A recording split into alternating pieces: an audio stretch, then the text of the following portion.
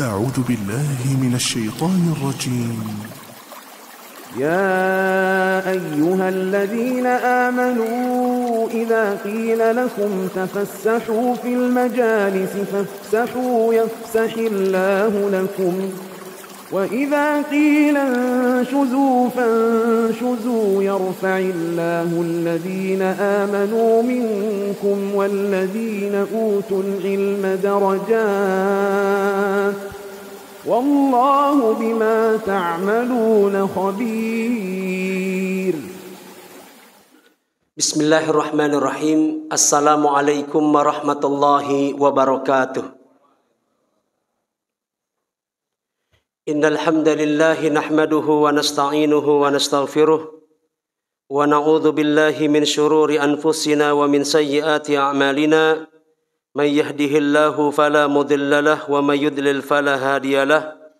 أشهد أن لا إله إلا الله وحده لا شريك له وأشهد أن محمدا عبده ورسوله صلى الله عليه وعلى آله وصحبه وسلم تسليما كثيرا وبعد. إخواني وأخواتي في الله أعزني الله وإياكم. Alhamdulillah, puji syukur kita panjatkan kepada Allah Subhanahu wa Ta'ala atas segala nikmat dan kebaikan yang Allah karuniakan kepada kita.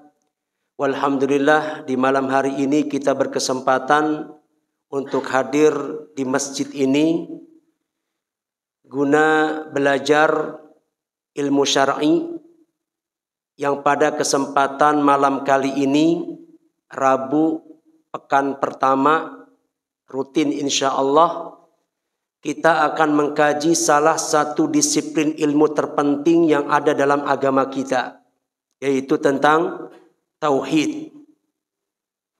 Yang dikatakan oleh para ulama asyraful ulum wa ajalluha.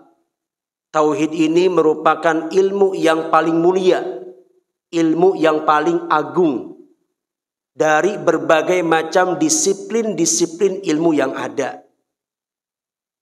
Kenapa? Karena tauhid ini bahasannya adalah tentang Allah. Kontennya adalah tentang bagaimana kita memberikan hak Allah. Sehingga para ulama mengatakan syaraful ilmi bi syarafil ma'lumi. Kemuliaan ilmu itu akan terlihat dari apa yang dibahas pada ilmu tersebut. Seberapa besar penting dan mulianya suatu ilmu akan tergantung dengan apa yang dikaji dan dibahas di ilmu tersebut. Nah, ketika tauhid ini berbicara tentang Allah, selalu yang dikaji adalah tentang bagaimana kita memberikan hak Allah Subhanahu wa Ta'ala. Menjalankan kewajiban kita, memberikan hak Allah. Itu konten tauhid. Yang dibicarakan adalah tentang Allah yang paling mulia, paling agung. Maka berilmu tentangnya, membahas tentangnya, sudah barang tentu adalah bahasan yang paling mulia. Belajar fikih itu penting, tapi belajar tauhid tidak diragukan, lebih penting daripada itu. Belajar adab, belajar akhlak itu penting. Tapi belajar tauhid tidak diragukan, lebih penting daripada itu. Jadi saya mengatakan ini bukan mentang-mentang saya sedang mengkaji tauhid, ya. Tapi dalam kajian apapun selalu ini saya sampaikan. Saya punya kajian rutin tentang adab dan akhlak. Saya sampaikan, belajar adab dan akhlak itu penting. Ketika kita tidak beradab, jangankan kepada manusia, hatta kepada binatang saja, ini menyebabkan seseorang bisa terjerat ke dalam api neraka. Walaupun dia banyak sholatnya, walaupun dia banyak puasanya. Kita tentu ingat akan hadis Nabi SAW tentang seorang wanita. Ya, dakhalat an-nar. Dia terponis masuk ke dalam neraka. Dengan sebab apa? Lihirrotin habasatha. Dengan sebab hanya seekor kucing. Masuk neraka hanya dengan sebab seekor kucing. Habasatha, yang kucing itu dia kurung. La tut'imuha wa la tatrukha ya'kul min hasyisil ard. Tidak dia memberikan makan, tidak dia memberikan minum, tidak juga melepasnya. Supaya kucing itu bebas mencari makan dengan sendiri dari serangga-serangga yang ada di atas bumi. Enggak beradab dengan seekor binatang menyebabkan dia masuk ke dalam neraka. Apalagi enggak beradab sama manusia. Apalagi enggak beradab kepada orang-orang yang memiliki hak besar kepada dia. Enggak beradab sama orang tua. Ya. Istri enggak beradab pada suami. Anak enggak beradab sama orang tua. Murid enggak beradab sama guru. Tetangga enggak beradab sama tetangga. Kerabat enggak beradab sama kerabatnya. Jelas ini lebih berpotensi lagi untuk terjerat ke dalam api neraka. Seseorang yang berbuat baik kepada seekor binatang bisa membuat dia terhapus dosanya. Terjamin masuk surga. Ketika Nabi menceritakan tentang seorang wanita, bahkan disebutkan zaniyah. Ini wanita pezina. Malamnya dia berzina, di pagi harinya saat dia mau pulang, dia mendapatkan ada seekor anjing. Yalhath, yang menjulurkan lidahnya. Ya'kulu thara minal atas. Menjulurkan lidah, mengepak-ngepakkan ke tanah disebabkan karena mengalami haus yang sangat dahsyat. Itu disadari oleh wanita tadi. Makanya dia nggak tinggal diam. Dia cari sana sini air untuk bisa memberikan minum pada anjing yang kehausan. Sampai dia mendapatkan bi'ran, sumur. Yang dia masuk ke sana, dia ambil air dan dia berikan minum seekor anjing yang sedang kehausan. Syakarallahu laha. Allah berterima kasih kepada wanita ini. Wa ghafara laha. Allah berjanji akan mengampuni dosa-dosanya. Termasuk dosa zina yang seringkali dilakukan oleh wanita ini. Wa adkhalahal jannah. Dan Allah menjaminnya dengan surga. Berakhlak baik dengan seekor binatang. Hatta dengan binatang yang menjijikkan. Yang dianggap hina oleh kita, anjing. Ya. Masuk surga. Terampuni dosanya. Apalagi kepada manusia. Menunjukkan pelajaran adab itu penting. Akhlak itu penting. Sepenting-pentingnya pelajaran akhlak, tauhid lebih penting daripada itu. Taruhlah karena kita nggak belajar akhlak, kita nggak berakhlak sama manusia. Yang dengan itu kita masuk neraka. Tapi ketika tauhid kita terjaga, kita cuma salah memberikan hak kepada orang lain, yang seharusnya orang ini kita perlakukan baik, ternyata kita perlakukan dengan sebaliknya. Masuk neraka. Tapi masuk nerakanya orang seperti ini sifatnya sementara. Itu keyakinan Ahlussunnah wal Jamaah. Salah dalam menerapkan adab. Salah dalam menerapkan akhlak. Mungkin membuat dia masuk neraka. Tapi sifatnya sementara. Cepat atau lambat. Dengan rahmat dan kasih sayang Allah. Dengan kemurnian tauhid yang dia miliki. Dia akan dipindahkan oleh Allah dari neraka. Dan kemudian dimasukkan ke dalam surga. Tetap masuk surga. Walaupun dia salah dalam akhlaknya. Tapi tauhid, sekali kita salah, maka ini fatal. Hak Allah untuk kita ibadahi. Tapi ternyata ibadah yang seharusnya kita berikan untuk Allah, kita berikan juga kepada makhluk lainnya. Fatal ini kesalahannya. Kalau sudah seperti ini, maka hangus semua kebaikan-kebaikan dia. Kebaikan yang dia kerjakan, batal semuanya. Dengan sebab kesyirikan ini, na'udzubillah. La in asyrakta la yahbatanna amaluk. Seandainya engkau berbuat syirik menyekutukan Allah dalam hal peribadatan, la yahbatanna amaluk, maka akan hangus semua amalmu. Wa la takunanna minal khasirin, dan pasti kelak kamu pun akan menjadi orang-orang yang merugi.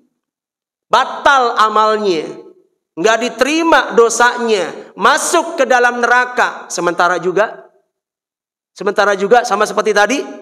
Enggak, selama-lamanya. Ya. Kalau tadi orang cuma salah dalam masalah akhlak kepada manusia, masuk neraka sementara. Sifatnya sementara. Tapi kalau dia salah berakhlak kepada Allah, maka dia akan terjerumus ke dalam api neraka, kekal di dalamnya selama-lamanya. Nggak akan pernah Allah pindahkan dia ke dalam surga. Menunjukkan fatal kesalahannya. Ya. Jadi belajar akhlak penting. Tidak diragukan lagi. Tauhid jauh lebih penting. Belajar muamalah penting. Ya. Karena betapa banyak perkara-perkara ketika seorang melakukan transaksi-transaksi yang haram. Riba lah misalkan. Ya. Nggak menutup kemungkinan. Dan betul, riba ini dosa yang amat membinasakan. Yang hukumannya tidak hanya ada di neraka, tapi juga sejak azab kubur sudah Allah ancam dengan neraka itu para pelaku riba. Diberenangkan di sungai darah. Berupaya untuk cari tepi. Ketika sudah sampai menepi, lempar pakai batu yang membuat dia kembali ke tengah lautan darah tadi. Azab itu diterima di azab kubur. Nanti saat dia dibangkitkan oleh Allah dari kematiannya, juga sudah Allah hinakan. Dia akan bangkit seperti orang yang kelimpungan, seperti orang yang kemasukan jin. Alladzina ya'kuluna riba la yaqumuna illa kama yaqumul ladzi yatakhabbatuhu syaitanu minal mas. Belum lagi ancaman neraka dan begitu seterusnya. Ya. Tapi sejahat-jahatnya, seberat-beratnya dosa riba, seandainya orang ini masih bertauhid kepada Allah, mungkin azab di kubur dia dapatkan. Azab saat dibangkitkan dia rasakan. Azab di dalam neraka juga dia dapatkan. Selamanya atau tidak? Tidak selamanya. Ya, dan ini keyakinan Ahlussunnah wal Jamaah. Seorang mukmin muwahhid yang bertauhid mati dengan membawa dosa besar, apapun dosa besarnya. Baik dosa besarnya masalah ibadah, nggak sholat, nggak puasa misalkan. Atau dosa besarnya karena dia tidak berakhlak kepada manusia. Atau dosa besarnya karena dia salah dalam melakukan muamalah. Yang riba tetap dia jalankan, yang haram dia lakukan. Yang mungkin dengan sebab itu dia terjerat ke dalam api neraka. Sifatnya sementara. Ya. Seandainya dia bertobat, Allah akan ampuni. Bahkan seandainya dosa itu dia bawa mati, nggak sempat bertaubat, pasti nggak Allah azab. Pasti nggak. Ada orang nih mati dengan meninggalkan dosa, meninggalkan sholat. Mati dalam keadaan melakukan transaksi riba. Mati dalam keadaan durhaka sama orang tua umpamanya. Belum sempat bertaubat. Pasti nggak Allah hukum dia nanti. Ya, yakin 100% pasti? Nggak pasti. Ada kalanya dengan rahmat dan kasih sayang Allah, Allah akan ampuni. Walaupun pelakunya nggak sempat bertaubat. Itulah yang Allah maksudkan dari kalimat Innallaha la yaghfiru an yushraka bih. Allah tidak akan mengampuni dosa dari orang yang berbuat syirik kepadanya. Wa yaghfiru ma duna dzalika. Akan tetapi Allah masih mau mengampuni dosa selain itu. Selain apa maksudnya? Selain syirik. Maksudnya dosa apa? Dosa-dosa besar yang derajatnya di bawah syirik masih mungkin, sangat mungkin Allah ampuni. Ini bicara kapan? Bicara ketika dosa itu nggak sempat ditaubati. Kalau bicara tentang ditaubati, dosa apapun akan diterima oleh Allah. Ya, orang bertaubat dari dosa apapun akan diterima tidak oleh Allah? Diterima. Hatta dia taubat dari dosa syirik diterima atau tidak? Diterima. Ini kalau kita bicara mentaubati dosa. Jangankan dosa kecil, jangankan dosa besar, jangankan dosa syirik. Kalau pelakunya sempat bertaubat sebelum mati, diampuni atau tidak? Diampuni semuanya. Ya. Bahkan kita dapatkan banyak para sahabat yang dulunya penyembah berhala, kemudian bertaubat, memperbaiki keislamannya, kemudian dijamin oleh Nabi sebagai salah satu calon penghuni surga. Contohnya Abu Bakar, Umar bin Khattab misalkan. Ya. Yang kita tahu bagaimana kehidupannya sebelum Islam. Ya. Masa lalu yang kelam, penyembah berhala, tapi kemudian dosa itu nggak dibawa mati. Sebelum mati sempat bertaubat, memperbaiki keislamannya, mencoba memperbaiki kehidupannya. Setelah mendapatkan hidayah betul-betul dia berjuang untuk Islam dan kaum muslimin. Sampai kemudian pasti diterima taubatnya. Bahkan Nabi menjaminnya dengan surga. Abu Bakar fil jannah, Umar fil jannah, Utsman fil jannah, Ali fil jannah, dan lain sebagainya. Ya, Khalid bin Walid juga merasakan hal yang sama. Jadi dosa apapun ketika ditaubati pasti diterima. Ya. Yang Allah maksud dalam surat An-Nisa yang tadi kita baca 116, Allah tidak mengampuni dosa orang yang mensyirikannya. Kapan? Ketika dosa itu dia bawa mati dan tidak sempat ditaubati. Oh, ini udah nggak ada ampun yang kayak gini. Ya. Masih melakukan kesyirikan, mati nggak sempat bertobat, nggak ada ampun sudah. Kebaikan yang pernah dia lakukan nggak dianggap. Dosa syiriknya nggak akan diampuni. Maka dapat dipastikan dia akan masuk ke dalam neraka. Nggak sesaat 2 saat, tapi selama-lamanya tertutup pintu pengampunan dosa dari orang yang membawa dosa syirik. Tapi untuk dosa selain syirik, wa yaghfiru ma duna dzalik, Allah masih mau mengampuni dosa yang di bawah itu. Sekalipun dosa besar, asalkan yang penting bukan syirik. Ya.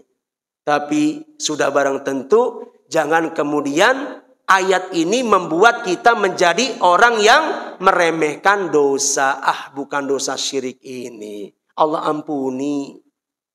Perhatikan kalimat berikutnya. Ketika Allah mengatakan wa yaghfiru ma duna dzalik, Allah akan mengampuni dosa selain itu. Kepada semua orang? Tidak. Allah katakan apa pada kalimat berikutnya? Limai yasha, bagi orang-orang yang Allah kehendaki. Enggak semuanya. Hanya Allah berikan pengampunan dosa. Ada orang melakukan dosa besar, diampuni oleh Allah, enggak dihukum dia. Hak Allah. Ya, Allah akan mau memberikan ampunan. Tentu saja enggak pada semua orang. Tapi pengampunan itu Allah berikan hanya pada orang-orang yang Allah kehendaki. Sementara kita enggak tahu. Kalau seandainya kita mati dengan membawa dosa besar ini, dosa kurang ajar pada orang tua, dosa transaksi riba atau transaksi haram-haram lainnya, dosa ibadah kita dengan enggak benar misalkan, dosa-dosa besar itu kita bawa mati, apakah ada jaminan Allah memberikan ampunan pada kita? Enggak. Allah hanya memberikan ampunan kepada orang yang Allah kehendaki. Kita enggak tahu. Seandainya kita mati dengan membawa dosa itu, apakah termasuk orang yang akan mendapatkan ampunan dari Allah atau tidak, kita enggak tahu. Kalau kita enggak tahu, maka tetap kita harus hati-hati dan waspada. Ya. Karena ada kalanya Allah enggak memberikan ampunan itu kepada kita. Ya, jadi orang yang seperti ini mati dengan membawa dosa besar dan belum sempat ditaubati, dikatakan oleh para ulama tahta, nasibnya nanti di akhirat tahta masyiatillah. Apa maksudnya tahta masyiatillah? Di bawah kehendak Allah. Apa maksudnya di bawah kehendak Allah? Insya'a adzabahu wa insya'a ghafara lahu. Jika Allah berkehendak, Allah akan azab dia. Allah akan hukum dia. Allah akan siksa dia. Tapi jika Allah berkehendak, Allah juga masih mau mengampuni dosa-dosanya. Itulah yang dimaksud dengan tahta masyiatillah. Nasib orang ini nanti di akhirat berada dalam kehendak Allah. Hak Allah kalau memang harus menghadap dia. Hak Allah juga kalau memang harus mengampuni dosa-dosanya. Jangan kemudian kita berpikir berarti Allah nggak adil. Mengampuni si A tapi tidak mengampuni si B. Padahal A dan B ini melakukan dosa yang sama. Si A melakukan dosa yang sama, si B melakukan dosa yang sama dengan si A. Tapi si A diampuni, si B tidak diampuni. Karena semuanya berdasarkan kehendak Allah. Ya, tentu kita tidak katakan demikian. Ya, Allah tentu punya pertimbangan. Kenapa tidak mengampuni si A? Allah tentu punya pertimbangan yang matang. Kenapa memberikan ampunan kepada si B? Sekalipun keduanya memiliki dosa yang sama. Semuanya berjalan dengan keadilan Allah. Semuanya berjalan dengan hikmah dan ketentuan dari Allah subhanahu wa ta'ala.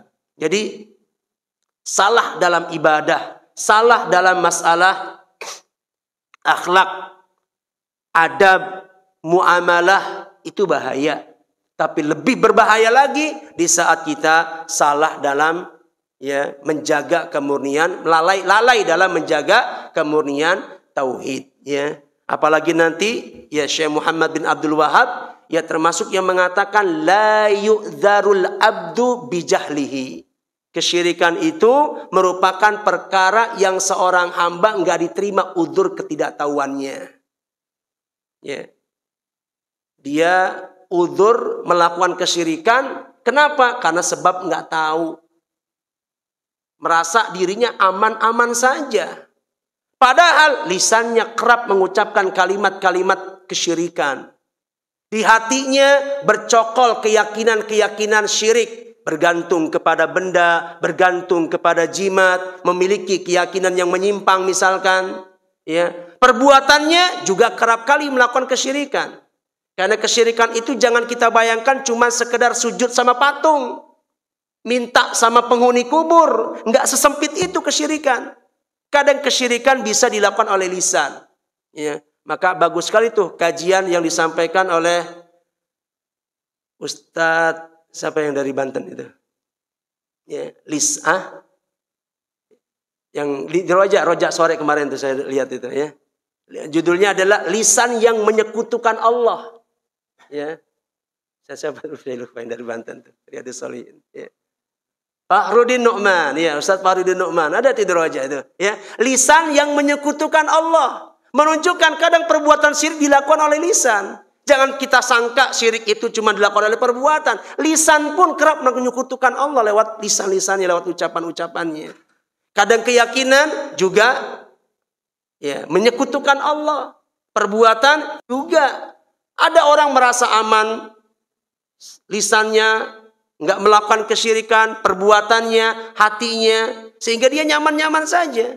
Padahal ternyata kerap kali melakukan kesyirikan. Nanti saat dihisab oleh Allah, dia mengatakan, ya Allah, saya nggak tahu kalau ini syirik. Ya, kira-kira akan dimaklumi nggak ketidaktahuan dia? Ya, memang khilaf di antara para ulama. Ya. Dari penulis buku ini mengatakan, la yu'darul abdu li jahli. Seorang hamba nggak diterima udzur kejahilan dalam masalah kesyirikan. Walaupun kemudian diberikan penjelasan, maksud dari kalimat beliau tidak berikan udzur jika ketidaktahuannya itu ada unsur kelalaian pada diri dia. Nggak diterima. Tapi kalau tidak ada unsur kelalaian, itu maksudnya upaya untuk mencari tahu sudah dia lakukan. Upaya untuk belajar ilmu tauhid sudah dia lakukan. Tapi belum dapat maklumat. Belum dapat ilmu bahwa perbuatan ini dilarang. Perbuatan syirik ini adalah perbuatan syirik yang dilarang. Itu belum sampai ke dia ilmu itu. Tapi upaya dia rajin ngaji udah dia lakukan. Tapi dia nggak tahu. Nggak sampai ilmu perbuatan ini syirik itu nggak sampai. Maka dia terus lakukan. Nah, sampai kemudian dia dihukum nanti ditunjukkan kesyirikannya oleh Allah, dia mengatakan saya enggak tahu, tapi upaya itu sudah ada. Berarti apa? Tidak ada unsur kelalaian. Upaya mencari itu sudah dia lakukan. Ya. Makanya seperti ini diterima udzur jahalnya. Udzur jahalnya diterima asalkan sudah ada upaya semaksimal mungkin untuk mencari tahu apakah kalimat-kalimat yang saya lontarkan ini bersih dari kesyirikan. Keyakinan-keyakinan yang bercokol di hati saya bersih dari kesyirikan. Perbuatan-perbuatan ibadah yang saya lakukan selama ini bersih dari kesyirikan. Dia sudah mencari itu semua. Meyakinkan bahwa tidak ada kesyirikan. Ya. Namun nyatanya ada dari sekian banyak ucapan, perbuatan, keyakinan yang ternyata itu ada noda-noda kesyirikan. Tapi upaya untuk membersihkan itu sudah dia lakukan. Cuma titik itunya dia nggak dapat. Ya. Atau sebaliknya dia belajar tapi kepada orang yang salah guru. Ya. Yang seharusnya mengingkari jimat, mengingkari dukun, justru belajarnya kepada orang-orang yang melegalkan itu semuanya. Sehingga kan ustadznya mengatakan boleh, tetap dia lakukan tuh. Percaya kepada dukunnya, keyakinan kepada jimatnya. Kenapa? Ustadz yang dia jadikan teladan membolehkan, melegalkan. Ya. Tapi sebenarnya dia ingin mencari kebenaran dan enggak dia dapat. Sampai kemudian dia seperti itu. Mati dalam keadaan demikian. Yang seperti ini ada kalanya dimaklumi kejahilannya. Karena ketidaktahuannya tidak ada unsur kelalaian. Dia sudah berupaya mencari. Dia sudah upaya mengkaji. Dia sudah upaya belajar. Tapi ternyata belum dia dapatkan titik itunya. Berbeda dengan orang-orang yang gak ada usaha. Gak ada usaha mau ngaji, memperbaiki diri.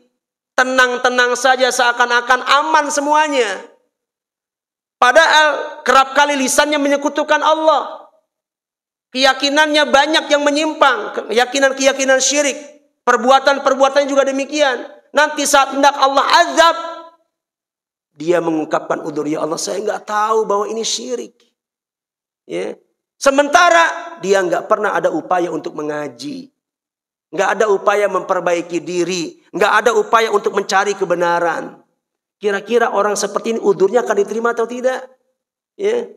Besar kemungkinan nggak akan diterima. Orang yang seperti ini bukan nggak tahu, tapi memang tidak mau tahu. Atau pura-pura nggak tahu.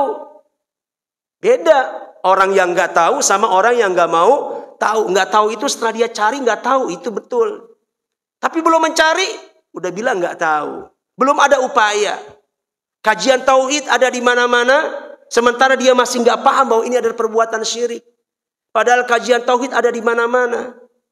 Bahkan di radio dia bisa dapatkan. Di televisi bisa dia dapatkan. Lewat buku-buku majalah dia bisa dapatkan. Lewat website-website bermanfaat bisa dia dapatkan. Kajian pun semarak di kotanya. Kemudian dia mengatakan, ya Allah saya nggak tahu bahwa ini perbuatan syirik. Ya, saya kira akan sangat mudah Allah Subhanahu wa Ta'ala membatalkan udzurnya. Ya, jadi sekali lagi tauhid ini adalah merupakan satu cabang ilmu yang sangat penting. Ya. Dan buku yang akan kita kaji adalah tentang Kitabut Tauhid. Yang Kitabut Tauhid ini merupakan salah satu buku yang cukup fenomenal. Yang ditulis oleh Syekh Muhammad ibn Abdul Wahhab, ibn Sulaiman, ibn Ali, ibn Tamim. Ya. Yang kita tahu beliau boleh dikatakan sebagai seorang mujaddid. Yang Allah Subhanahu wa Ta'ala munculkan di atas muka bumi setelah maraknya berbagai macam kerusakan. Setelah diutusnya Nabi, nggak ada lagi Rasul. Setelah Nabi Muhammad SAW, tidak lagi ada Rasul. Ya. Rasul itu kita tahu diutus oleh Allah Subhanahu Wa Taala biasanya ketika kesyirikan sudah mulai marak. Ya. Pada sejak zaman Nabi Adam sekian tahun lamanya nggak ada Rasul yang diutus. Ya.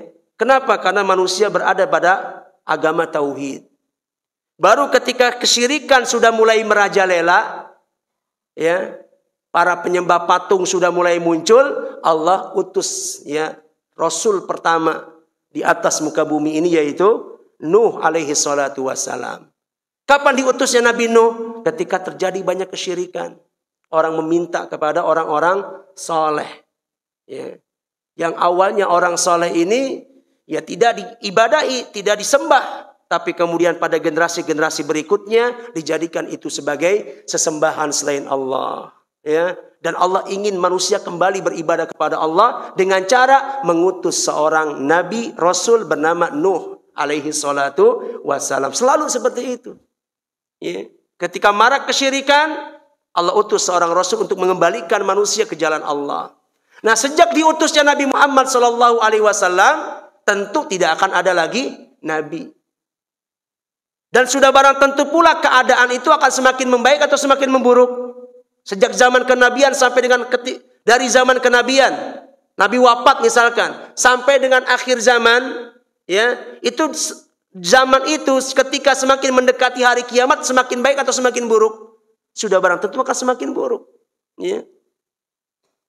Ketika terjadi keburukan, nggak mungkin lagi Allah mengutus Rasul karena Rasul sudah ditutup oleh Nabi Muhammad.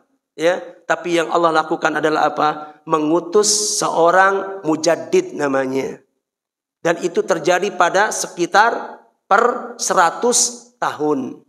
Makanya Nabi mengatakan, innallaha yab'atsu li hadhil ummati ala ra'si kulli mi'ati sanatin man yujaddidu laha dinaha. Sesungguhnya Allah akan mengutus kepada umat ini pada setiap 100 tahun itu orang yang akan memperbaharui agamanya.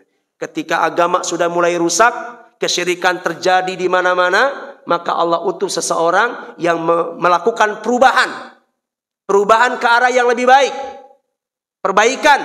Nah, untuk mengajak manusia kepada Allah Subhanahu wa taala melalui mujaddid ini. Dan kita tahu ya Syekh Muhammad bin Abdul Wahab ya saat itu hidup di zaman yang seperti ini. Kesyirikan terjadi di mana-mana. Dan kesyirikan yang paling fenomenal terjadi pada masa beliau adalah apa? Pengagungan kepada kuburan.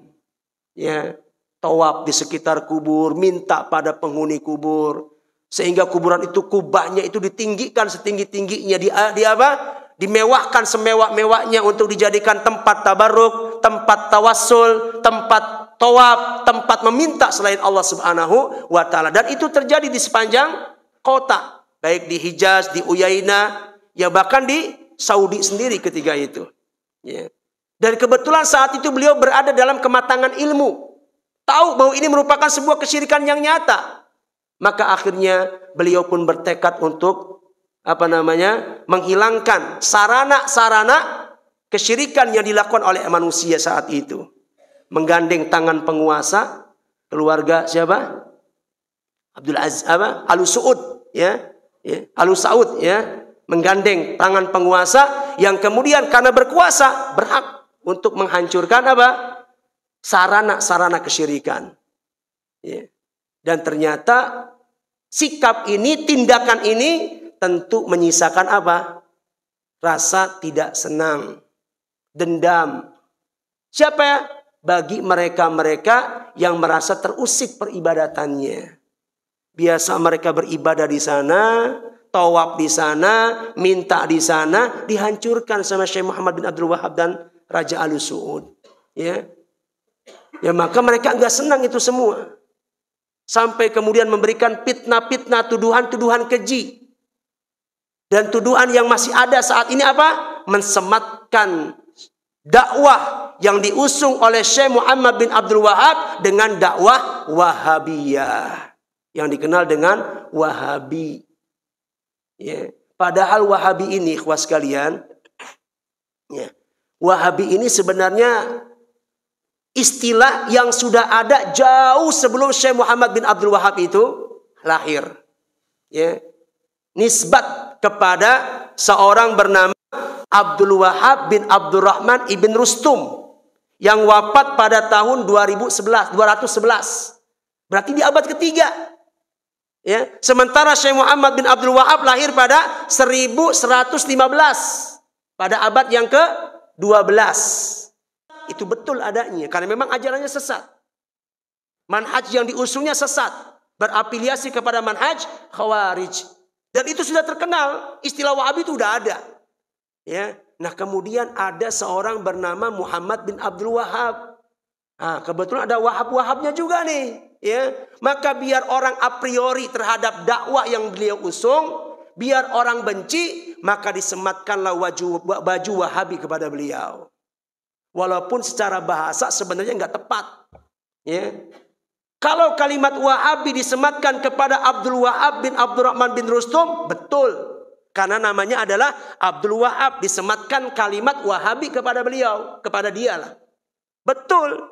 Tapi ketika kalimat Wahabi disematkan kepada Syekh Muhammad bin Abdul Wahab, itu nggak tepat. Karena nama beliau bukan Abdul Wahab. Abdul Wahab itu siapa? Ayahnya. Nama beliaunya sendiri siapa? Muhammad. Seharusnya kalau berani dia mensematkan kesesatan terhadap dakwah yang diusung oleh Muhammad bin Abdul Wahab, harusnya kasih nama Muhammadi, gerakan Muhammadi gitu. Tapi mereka nggak berani. Dan kalimat itu memang nggak populer. Yang sudah populer adalah kalimat Wahabi, terkenal dengan kesesatannya. Maka diberikanlah seakan-akan kesesatan Wahabi, maksudnya adalah Muhammad bin Abdul Wahab. Sedikit banyaknya tuduhan-tuduhan ini berhasil. Ya. Maka saat ini sampai sekarang banyak orang yang a priori dengan kalimat ini.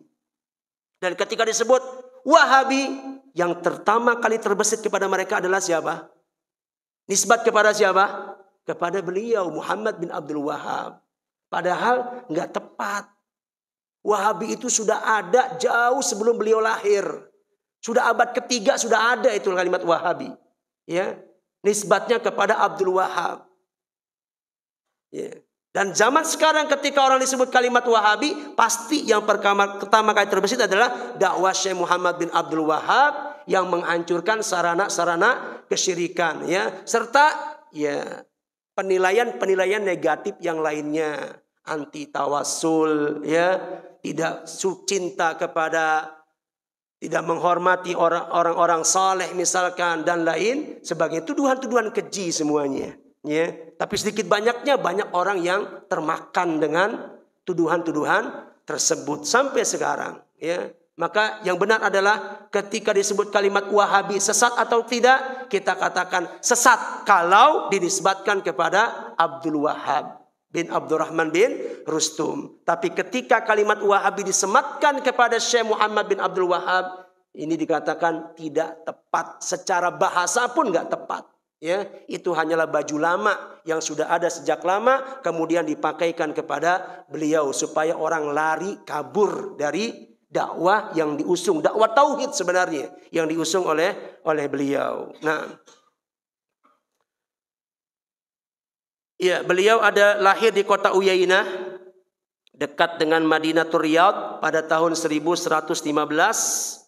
Wa hafidhal Qur'an al-Karima wa huwa shaghir, sudah hafal Al-Qur'an sejak masih kecil. Wa tatalammadha ala walidihi qadil Uyainah fi waqtih, pertama kali beliau belajar langsung dari ayahnya yang kebetulan seorang qadi di kota Uyainah. Wa ala ghairihi min masyahiri ulama'i Najd wal Madinah wal Ahsa wal Basra, dan juga belajar kepada ulama-ulama lain yang ada di kota Najd, yang ada di kota Madinah, Ahsa, Basrah, dan lain sebagainya. Dan beliau mencapai pada kematangan ilmu kebetulan fi waqtin intasyarat fihil bid'ah wal khurafat, berada pada kematangan ilmu pada saat kebid'ahan, khurafat merajalela. Wa tabarruk bil kuburi wal asjari wal ahjar, ya, dan juga merajalela kesyirikan lewat mencari berkah melalui kuburan-kuburan, pohon-pohon, batu-batu. Faqama rahimahullahu bidda'wati ila tasihil aqidah wa ikhlasil ibadati lillahi wahdah. Ya. Dan kemudian beliau bertekad untuk berdakwah, memperbaiki akidah yang murni, mengikhlaskan ibadah kepada Allah Subhanahu wa taala lewat lisan-lisan beliau dan juga lewat tulisan-tulisan beliau. Subhanallah, beliau ini juga orang yang sangat produktif dalam masalah tulisan. Banyak tulisan-tulisan yang bertemakan tauhid yang ditulis oleh beliau, dan semuanya fenomenal. Ya, ada Kitabut Tauhid yang masya Allah, kitab ini yang paling banyak mendapatkan qabul dan penerimaan. Maka di sini dikatakan laqiya qabulan aziman ladal ulama'il wal muta'allimin. Buku ini mendapatkan antusias, penerimaan yang sangat agung, sangat besar dari para ulama dan juga orang penuntut ilmu ketika itu. Wa'tanau bihi dirasatan wa syarhan, dan mereka memberikan perhatian pada buku ini dengan terus mempelajarinya dan juga memberikan penjelasan. Maka banyak sekali syarah dari Kitabut Tauhid ini. Ya, kita mungkin pernah dengar ada buku kitab namanya kitab Fathul Majid fi syarhi Kitabut Tauhid. Itu Fathul Majid itu syarah Kitabut Tauhid. Ya. Kemudian para ulama yang lain, Syekh Shalih Al-Utsaimin rahimahullah juga memberikan syarah pada kitab ini namanya Al-Qaulul Mufid ala Syarhi Kitabut Tauhid.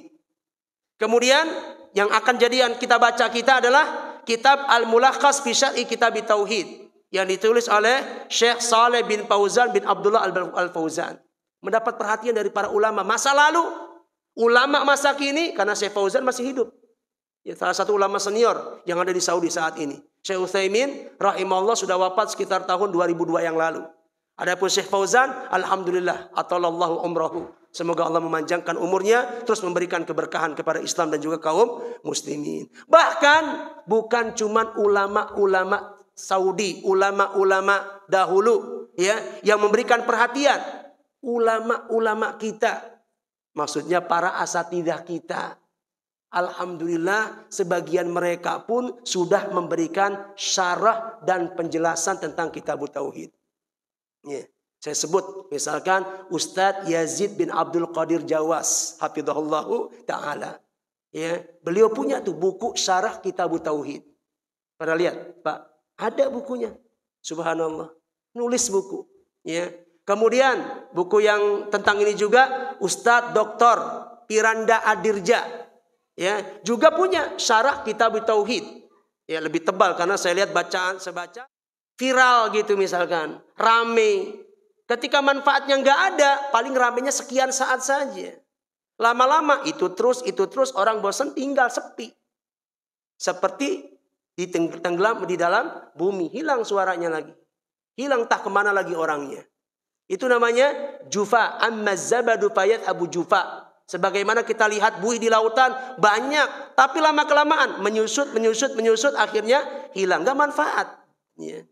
Zabad, jufa. Wa amma ma yanfa'un nas fayamkuthu fil ard. Adapun sesuatu yang dipandang oleh Allah bermanfaat buat manusia, maka sesuatu itu akan ada dan tetap ada di muka bumi. Ya, Allah jadikan kekal. Allah jadikan sesuatu itu bertahan cukup lama. Maka ketika ada satu buku yang dari sekian masa, ya mungkin sekian dekade terus dikaji, menunjukkan ini insya Allah sebagai sebuah pertanda manfaat dan barokahnya buku tersebut. Ya, kadang ada buku sejak kemunculannya saja itu viral, fenomenal, ya diburu oleh orang. Habis gitu sepi, nggak lagi naik cetak ulang. Ya, kenapa ramenya sesaat itu namanya jufa? Tapi buku-buku yang bermanfaat, yang memberikan manfaat kepada manusia, Allah akan jadikan itu bermanfaat, tetap ada di bumi sepanjang adanya dunia ini. Ya, itu tanda satu keberkahan yang ada pada buku. Ya, dan buku ini memang satu bentuk penyebaran ilmu yang dianjurkan. Kita tahu orang itu ketika mati pahala yang akan terus dia dapatkan dengan sebab 3. Walaupun ini bukan pembatasan. Yang pertama adalah meninggalkan ilmu yang bermanfaat. Yang kedua meninggalkan sedekah jariah. Dan yang ketiga meninggalkan anak yang soleh yang senantiasa mendoakannya.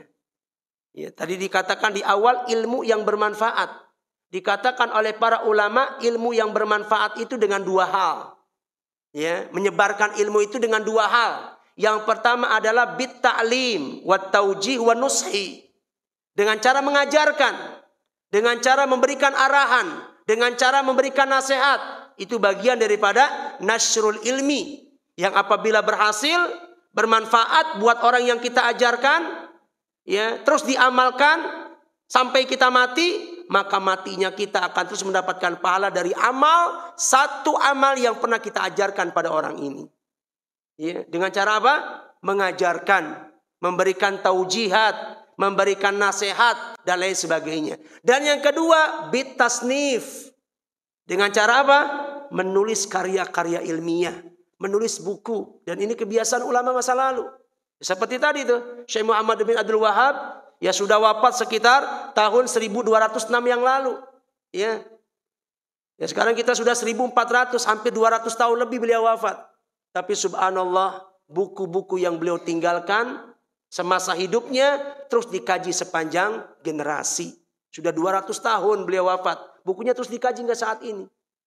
Dan tidak menutup kemungkinan terus dikaji sampai hari kiamat. Dan ini sudah barang tentu kebaikan buat sang penulisnya. Ya. Kita tahu juga Imam Nawawi rahimahullah meninggalkan buku yang cukup fenomenal, yaitu kitab misalkan Riyadhus Shalihin, kitab hadis Arba'in An-Nawawi. Masjid mana yang tidak membahas 2 kitab ini? Riyadhus Shalihin di sini dibahas nggak Pak? Dibahas, ya. Dibahas di semua tempat, bukan cuma di Indonesia, tapi juga diterjemahkan ke berbagai macam bahasa dunia. Dikaji di berbagai macam negara. Penulisnya sudah wafat sekian ratus tahun yang lalu. Maka setiap ilmu yang dia tulis dikaji, memberikan manfaat. Entah sudah jutaan manusia yang mendapatkan manfaat dari kitab Tauhid, dari kitab Riyadhus Shalihin. Maka sebanyak itu pula penulis akan mendapatkan pahalanya. Maka jika kita memiliki kemampuan untuk menulis, ya seharusnya ya kita menulis ya. Tapi kalau memang tidak memiliki kemampuan, maka kita bisa mencari perkara-perkara lainnya. Sedikit lagi, waqad baqiya syekh tilata hayatihi mualliman. Dan syekh sepanjang hayatnya mengabdikan diri untuk mengajar. Da'iyan ilallah, menjadi dai kepada Allah, menegakkan yang ma'ruf, mencegah kepada yang munkar, sampai kemudian Allah wafatkan beliau ya di sebuah kota namanya Dar'iyah, dekat dengan kota Riyadh pada tahun 1206. Lahir pada 1115, wafat 1206. Berarti kurang lebih usia beliau berapa? 91 tahun. Ya, usia yang cukup panjang untuk masa lalu, untuk zaman dahulu, dan juga akan tetap dianggap panjang untuk orang masa sekarang. Ya, lebih susah lagi itu mencapai angka 91.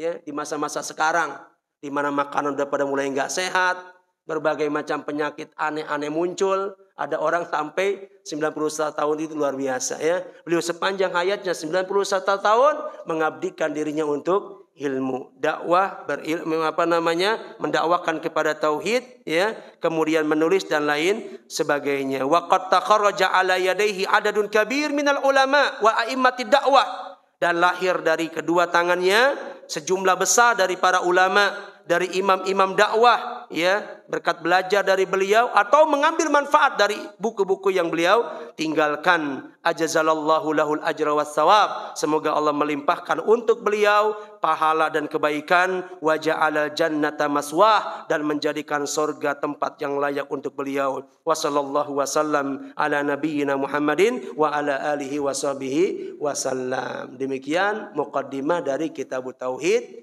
Dan pertemuan yang akan datang insyaallah kita akan sudah mulai membahas ya kitab Tauhid dengan menyebutkan urgensi belajar Tauhid. Apa pentingnya, untuk apa kita belajar Tauhid. Ada beberapa alasan yang insyaallah akan kita kaji di pertemuan yang akan datang. Wassallallahu ala nabiyyina Muhammadin wa ala alihi wa sahbihi ajma'in. Nah, masih ada 2 menit kalau ada yang bertanya. Tidak ada. Ya, baik, kalau sifatnya muqaddimah mungkin belum masuk materi, belum ada pertanyaan. Insyaallah kalau ada pertanyaan nanti saja kalau sudah ada materinya. Kita tutup dengan kafaratul majlis. Subhanakallahumma wa bihamdika asyhadu an la ilaha illa anta astaghfiruka wa atubu ilaik. Wassalamualaikum warahmatullahi wabarakatuh.